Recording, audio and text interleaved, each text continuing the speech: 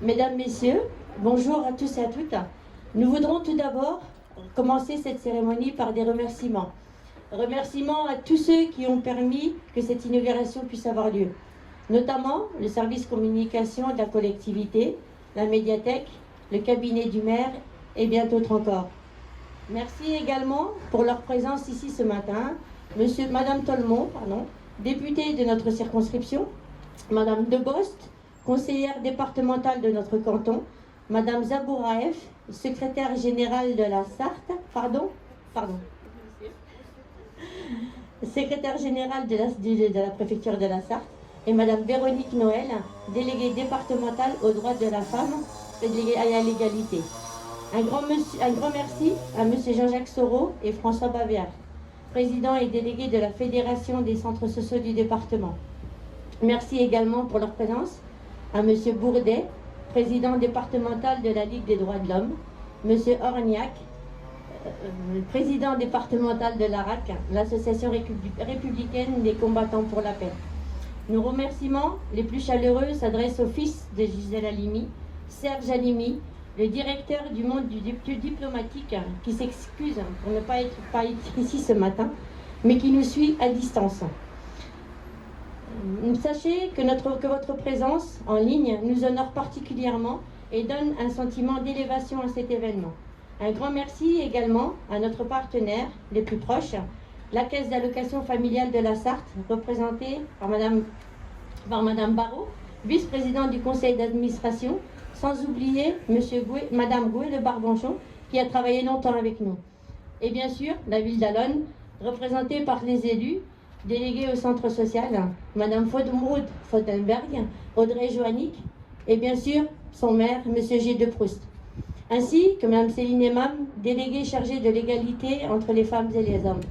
Et Monsieur Stéphane Bardone, directeur général des services.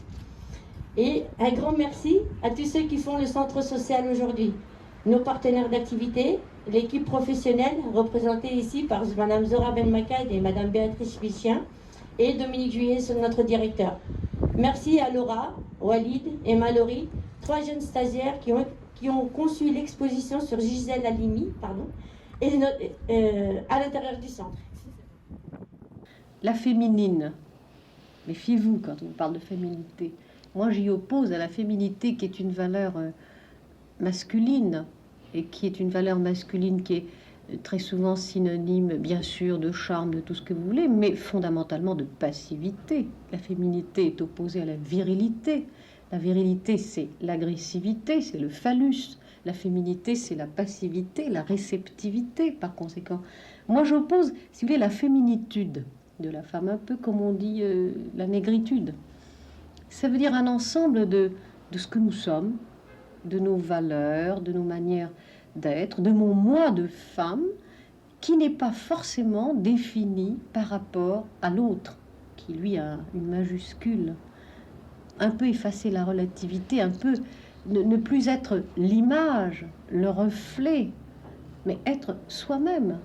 Être une femme, c'est-à-dire un individu à part entière, de la même manière que l'homme l'est, avec les différences qui ne peuvent pas être source d'infériorité, parce que c'est là un petit peu le piège de l'escroquerie.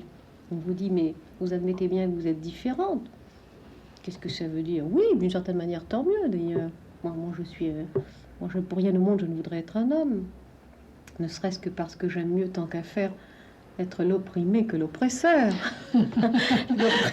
L'opprimé à l'avenir devant soi, l'opprimé à la lutte à élaborer, l'opprimé à la solidarité, la sororité avec les autres femmes. Tandis que l'oppresseur, c'est la décadence. Un oppresseur, d'ailleurs, n'est jamais libre. De la même manière qu'on dit qu'un peuple qui opprime un autre n'est pas libre, on peut dire qu'un être humain qui en opprime un autre, qu'est-ce qu'il vaut? Pas grand-chose.